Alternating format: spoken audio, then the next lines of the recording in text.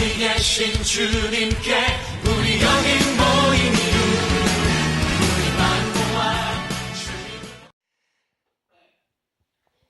우리 차영 간사 앞으로 좀 나와봐봐. 올라오세요. 그냥 올라와. 누구 딸인지 아시죠? 어? 누구 딸이? 우리 장로님 딸이에요. 제가 어디 집회 가고 막 그러면 우리 딸 자랑보다 우리 이 딸 자랑만이, 우리 딸 자랑보다 이 딸 자랑. 버릴 것 하나도 없는 딸. 이럴 때 아멘 안 하면은 두 분이 굉장히 섭섭하시다요. 사실이에요, 여러분. 정말 버릴 것 하나 없어. 보배요, 보배. 난 시집 안 가고 항상 내 곁에 이렇게 있으면 좋겠어. 이렇게 봉사하고. 시집 가면 따라갈 거. 근데 나한테 약속한 게 있는데 절대 목사님 저 시집 안 갈 거예요. 장가 오게 할 거예요. 그럴 만한 자격 충분히 있어.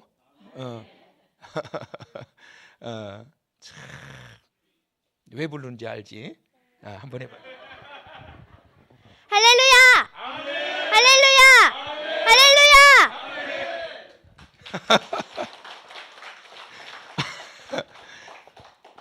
목소리 이렇게 크게 하는 거 처음 들어봐. 항상 조용한데. 그래요. 감사합니다. 자, 오늘은 이제 시편 3편과 4편의 내용인데요. 역대의 정말 가장 왕들 중에서 42명의 왕들이 왕조 시대에 흘러갔는데, 이 42명의 왕들이 흘러가면서 성경에 가장 선한 왕으로 기억되는 두 왕, 히스기야 왕과 다윗 왕. 정말 이런 두 왕의 흔적을 보게 되면 이들을 왜 하나님이 그렇게 사랑하셨는가? 물론 그들의 허물도 드러나 있지요. 허물이 안 드러나 있으면 인간이 아니에요. 여러분, 교황은 죄가 없다고 교황 무호소를 주장하는데, 여러분 캐톨릭의 그 역사를 보게 되면 교황들이 어떻게 죽었는지, 어떤 병으로 죽었는지, 역사 흔적에 어떤 범죄의 사실들이 기록되어 있는가를 기록하면 여러분 깜짝 놀라실 거예요. 캐톨릭에서는 교황 무호소를 주장하지만 절대 교황이 죄가 없는 게 아니에요, 여러분. 그만큼의 권력을 가지고 있으면 그만큼의 큰 죄도 많은 거예요. 근데 다윗이라고 죄가 없겠어요? 그럼에도 불구하고 그들이 지었던 죄 그 이상으로 하나님의 사랑이 그들을 덮어요. 그만큼 사랑받는 이유가 있어요. 그래서 우리가 히스기야 왕에 대해서 이제 보았고, 이제 구약을 마치기 전에 한 왕을 더 봐야 되는데, 이제 다윗 왕입니다.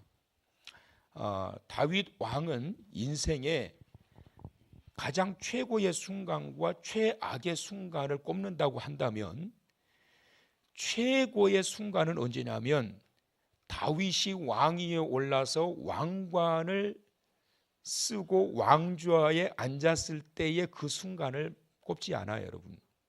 다윗 스스로가 최고의 순간을 언제로 꼽느냐 하면, 이스라엘에게 있어서 국보 1호였던 법궤를 블레셋에게 뺏기고 난 다음에 다시 돌아오게 되는데, 그것이 왕궁에도 들어오지 못하고 오베데돔의 집에 머물러 있는 그 동안 다윗이 가장 소망하면서 왕위에 오르고 난 다음에 정말 간절히 바랬던 게 뭐냐면, 나는 이 왕궁에 편하게, 이 호화로운 왕궁에 내가 이렇게 거하고 있는데 정말 이 나라의 국보 중에 국보요, 하나님이 임재하신, 하나님의 은혜가 임하시는 시은주와 그 법궤가 지금 저 방황하고 있으니, 저 초락한 시골 총구석에 그 오베데돔의 집에 저러고 안치되어 있으니 그 죄스러움을 견딜 수가 없는 거예요.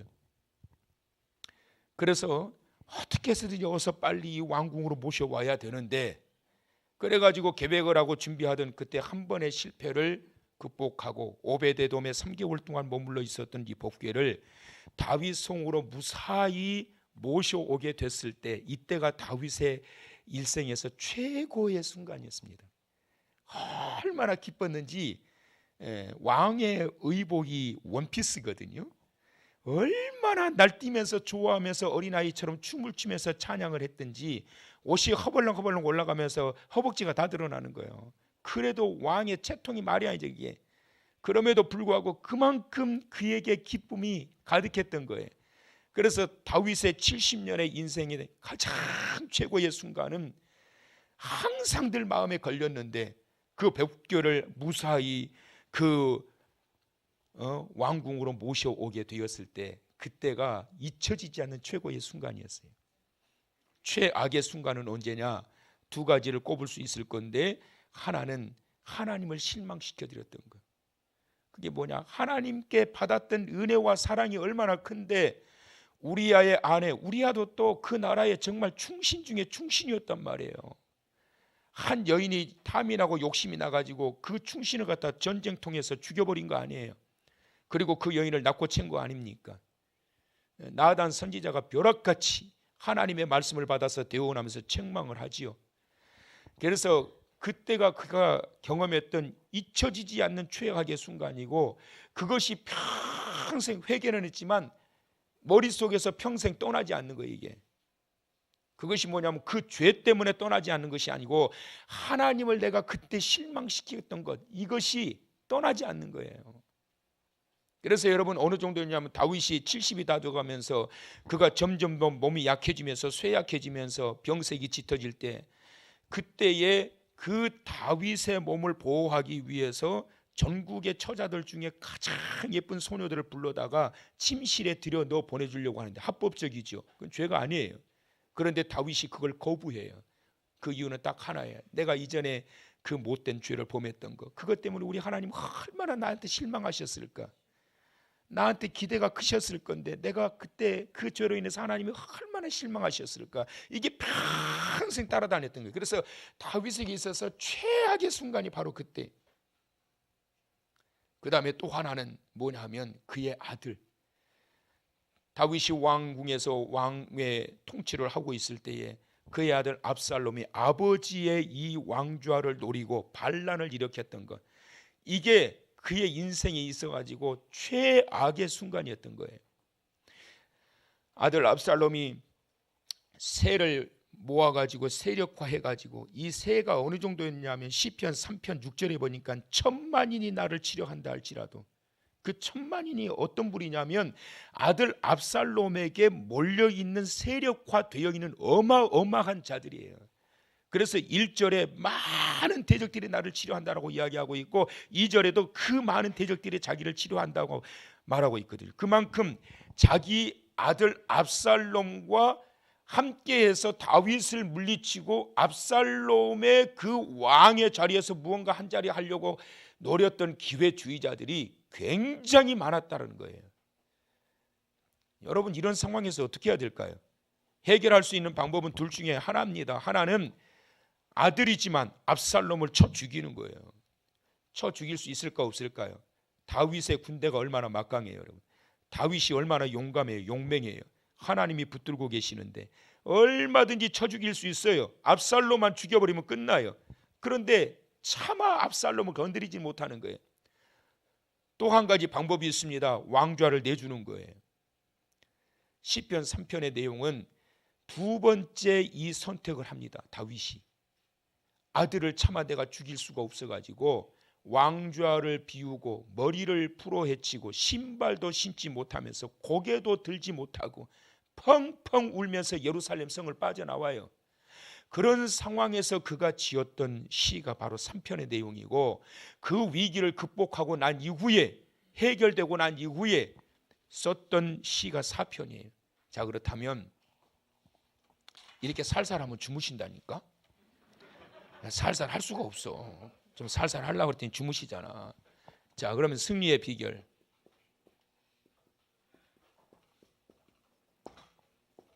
다윗은 어떻게 승리할 수 있었을까? 그런 상황에서 다윗이 그런 상황에서 승리할 수 있었던 비결, 3편 5절을 다 같이 크게 읽으시라고 그랬어요. 크게 읽어야 이 녹음이 들어가거든요. 자, 다 같이 크게 시작.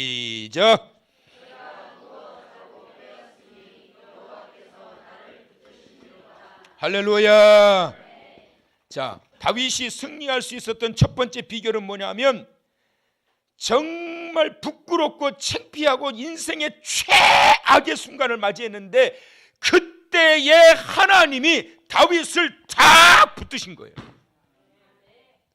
여러분, 분노가 머리 끝까지 올라가지고 막 화가 머리 끝까지 올라가지고 씩씩대고 있을 때 그거 내버려두면 큰일 납니다. 그때 어떻게 해야 될까요? 누군가가 가서 붙잡아야 돼요. 그러면서 등을 탁 두들겨줘야 돼요. 그게 붙잡는 거예요. 정말 마음이 아파가지고 슬퍼가지고 막 가슴 아파서 울고 있는 자들에게 그대로 내버려두면 자칫하면 죽습니다. 그럴 때 어떻게 해야 될까요? 가가지고 탁 끌어안고 등을 토닥토닥 쳐주는 거예요. 괜찮아, 괜찮아, 곧 해결될 거야. 금방 지나가. 괜찮아, 괜찮아. 그래, 울고 싶을 때 실컷 울어, 실컷 울어. 나한테 안겨서 실컷 울어. 그게 붙잡아 주는 거예요. 여러분, 하나님이 다윗이 이 기가 막히는 상황에서 아들 압살롬과 반란 세력들, 자기 이스라엘의 같은 군대, 같은 동족들 아니에요. 이들을 쳐 죽이지 않고 그들을 향해서 칼을 뽑지 않았던 첫 번째 이유가 뭐냐면 하나님이 다윗의 그 손을 붙잡아 주신 거예요. 다윗아, 사랑하는 여러분, 왜 사람들이 광분 가운데서 일을 저질러 버리느냐 하면 아무도 그를 붙잡지 않기 때문이에요. 붙잡지를 못하기 때문에. 다윗이 그런 상황에서 승리할 수 있었던 첫 번째 비결은 하나님께서 그 순간에 다윗을 다 붙잡아 주신 거예요. 참 끔찍한 사건이 최근에 일어났잖아요.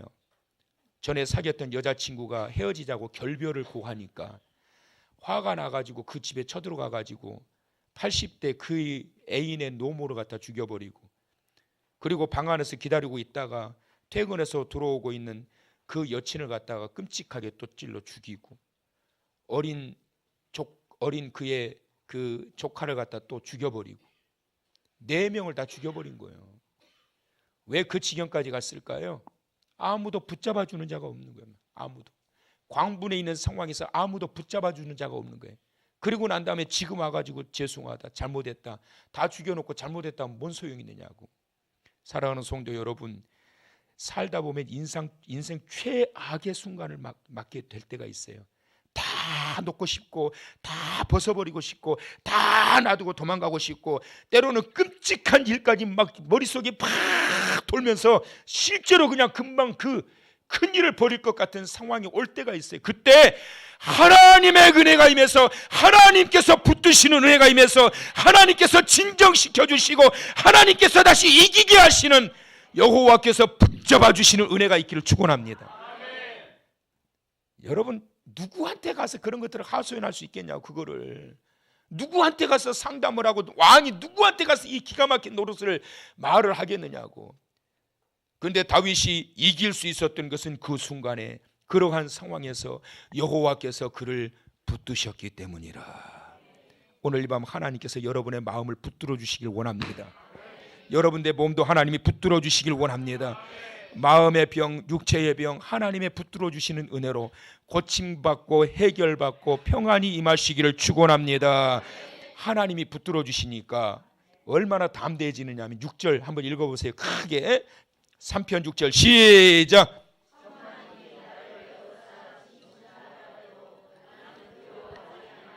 와, 여러분 굉장하지요? 압살롬을, 내 아들을 따르는 군대가 그렇게 많다고 1000만인이 달려와, 1000만인이 다가와, 나는 끄떡 없어. 왜 그럴까요? 8절. 자, 구원은 시작.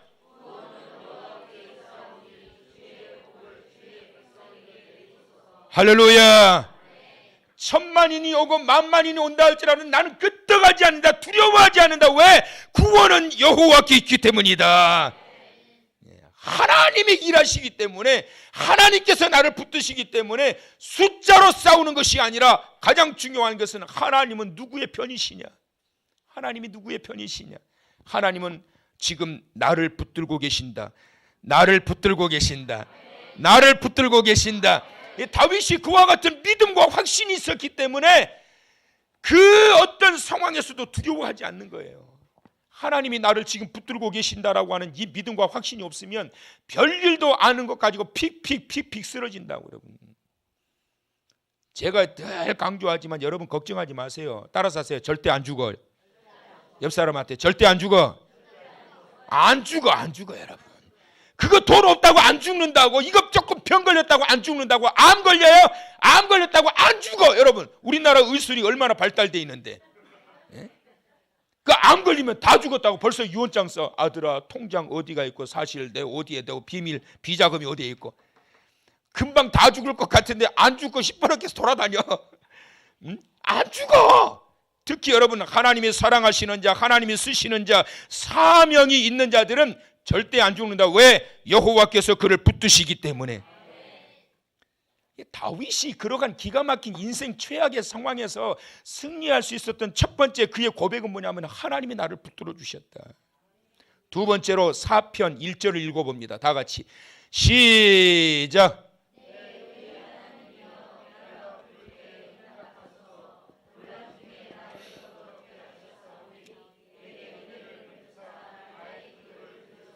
할렐루야.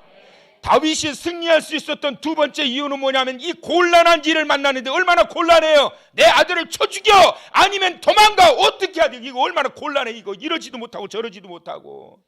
도망을 가자니 왕궁을 비워야 되고, 쳐 죽이자니 내 아들을 참아 사랑하는 내 아들을, 내 새끼를 어떻게 쳐 죽이냐고. 이거를 선택할 수 없는 상황이 올 수 있단 말이에요. 살다 보면 이러지도 못하고 저러지도 못하고. 그거를 사자성어로 사면초가라고 그래요.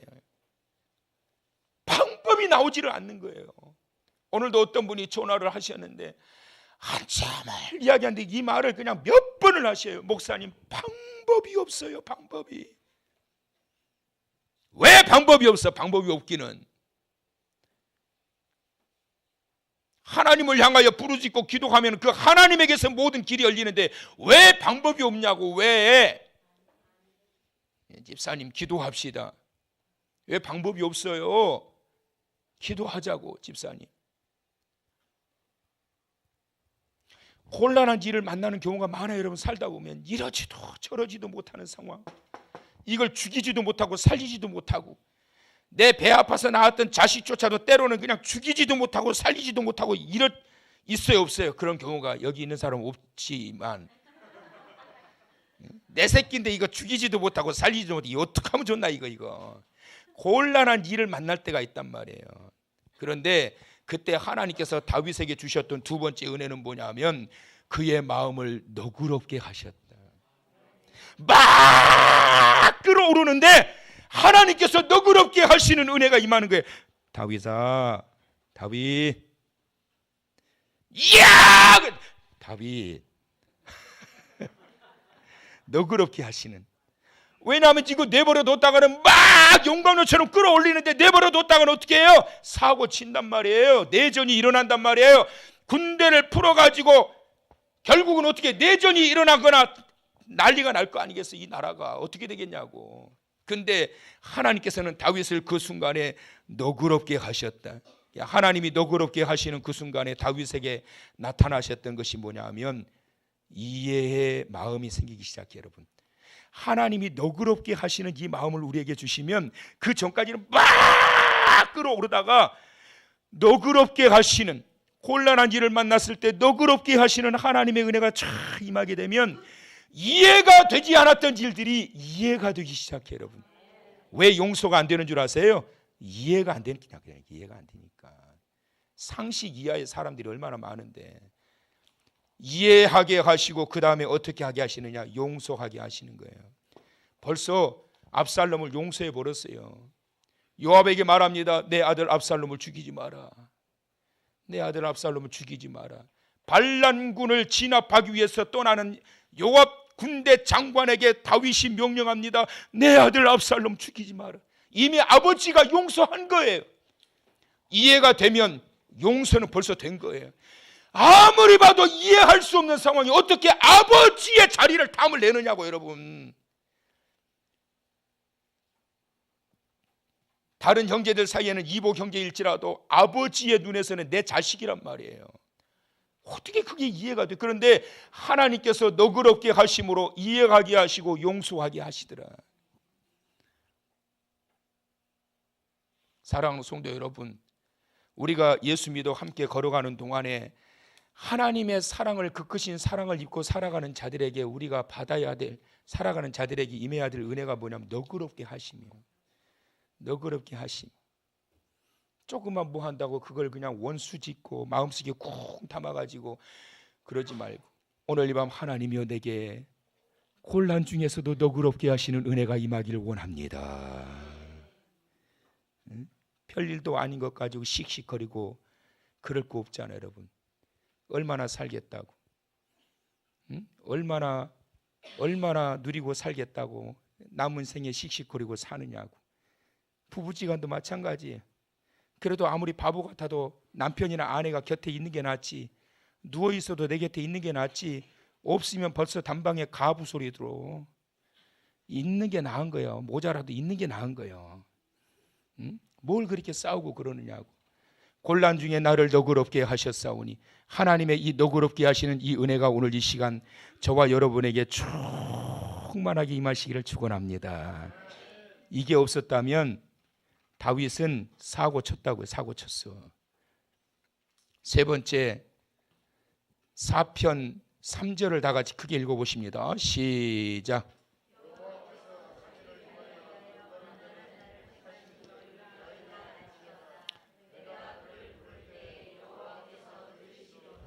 자, 내가 그를 뭐 할 때?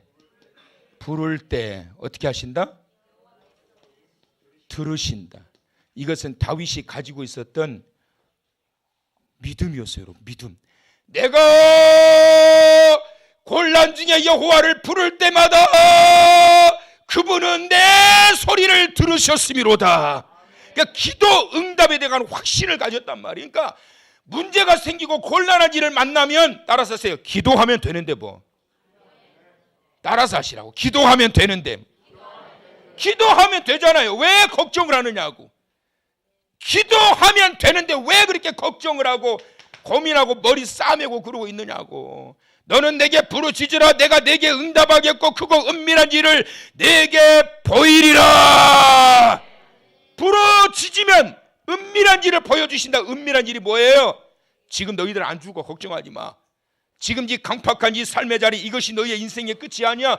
자, 본래 너희가 곧 너희의 본향으로 돌아간다. 너희의 예루살렘 성으로 돌아간다. 예루살렘 너희 성이 다시 쌓여지게 된다. 세워지게 된다. 잃었던 것을 다시 찾게 된다. 이게 은밀한 비밀이었단 말이에요. 은밀한 비밀. 그래서 뭐 하면? 기도하면, 내게 부르짖으면 너희가 알지 못하고 보지 못했던 그동안 그러한 것들을 보게 하신다. 그래서 다윗이 승리할 수 있었던 비결은 뭐냐면 내가 그를 부를 때마다 내 소리를 들으셨다라고 하는 확신을 갖고 있었기 때문에 이 문제를 가지고 비록 도망치는 이 상황에 밖에 이렇게 숨어져 있는 상황에 있지만 거기에서 하나님을 향하여 기도하는 거예요. 여러분, 기도할 때 들으심이로다. 부르짖을 때에 들으심이로다. 하나님은 기도하는 자를 절대로 망하게 하지 않습니다. 여러분, 하나님을 향하여 기도한다라는 것은 주님을 의지하는 거거든요. 마지막 또 하나의 말씀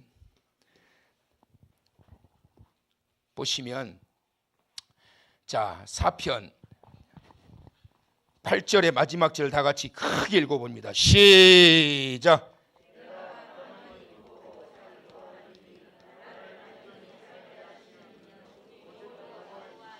나를 안전히 살게 하시는 이는, 나를 안전히 살게 하시는 이는, 나를 보호하시는 분은, 나를 지켜주시는 분은 오직 해결자 여호와 하나님이시니라. 이 사실을 확실하게 믿었단 말이니까 누구한테 가서 도움을 요청하고 그럴 것이 아니라 나를 안전히 살게 하시는 이는 여호와 하나님이시다. 그분만이 나의 문제의 해결자시다. 내 곤란한 일을 만났을 때 이 모든 것들을 풀어갈 수 있는 해결자는 여호와 하나님 한 분뿐이시다. 이것이 그가 가지고 있었던 강력한 믿음이었어요. 그러니까 어떤 상황에서도 그가 당황하지 않고 승리할 수 있게 되었던 거예요. 어려운 일을 만날 때마다 그래서 그가 하나님을 찾는 거예요. 시편 18편 1절과 2절에 보면 나의 힘이 되신 여호와여 내가 주를 사랑하나이다. 주는 나의 반석이시요 나의 요새시요 나를 건지시는 자시요 나의 하나님이시니이다. 다윗이 이 고백이 거기에서 나온 거예요. 사랑하는 성도 여러분, 기가 막힌 인생 최악의 순간을 만날 때 우리 하나님께서 저와 여러분을 붙들어 주심으로 최악의 순간이 최고의 순간으로 회복시켜 가시는 그 기점이 되시기를 바라고, 곤란 중에 너그럽게 하시는 하나님의 은혜로 40일 성회 기간 동안 다시 회복의 시간들이 되시기를 바라고, 하나님을 찾을 때에 부르심에 응답하시고 해결해 가시는 그 놀라우신 은혜로 40일 성회 기간 동안 다시 새로운 발판이 펼쳐지게 되어서 빛된 자리로 나아가시기를 주의 이름으로 축원합니다. 축원합니다. 축원합니다. 축원합니다.